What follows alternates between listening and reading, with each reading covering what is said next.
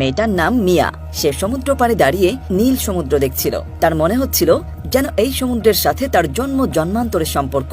এরপর দেখা যায় মিয়া এখন 15 বছরের একটা মেয়ে। মিয়ার বাবার চাকরির ট্রান্সফারের জন্য তাকে একটা নতুন শহরে শিফট করতে হয়। সেখানে এসে তার বাবা তাকে নতুন একটা স্কুলে ভর্তি করে দেয়। মিয়া নিস্তব্ধ প্রকৃতির মেয়ে, তাই সে সহজে কারো সাথেই তেমন মিশতে পারত না, যার জন্য সে নিজেকে খুব একা ফিল করে। তাই সে সিদ্ধান্ত নেয় যে করেই হোক সে নতুন কিছু বন্ধু বানাবে। তাই সে স্কুলের কিছু ধনী পরিবারের স্টুডেন্টদের সঙ্গে বন্ধুত্ব করার চেষ্টা করে, কিন্তু তারা মিয়াকে নিয়ে খুব মজা করে।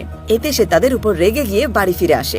বাড়ি আসলে মিয়ার মা তাকে জিজ্ঞাসা করে, স্কুলের প্রথম দিন তোমার কেমন কাটলো? তখন মিয়া রেগে গিয়ে তার মাকে ধাক্কা মারে, আর তার মা মাটিতে পড়ে গিয়ে খুবই ব্যথা পায়। মিয়ার এই ব্যবহারের জন্য তার বাবা তাকে প্রচুর বকা দেয়। এভাবে কিছুটা সময় পার হয়ে যায়। মিয়া তার নিজের ভিতরে এই পরিবর্তনগুলো দেখে খুবই অবাক হয়ে যায়, কিন্তু সে নিজেও বুঝতে পারছে না সে এসব কেন করছে। হঠাৎ করে একদিন রাতে তার খুব তৃষ্ণা পায়, তাই সে পানি পান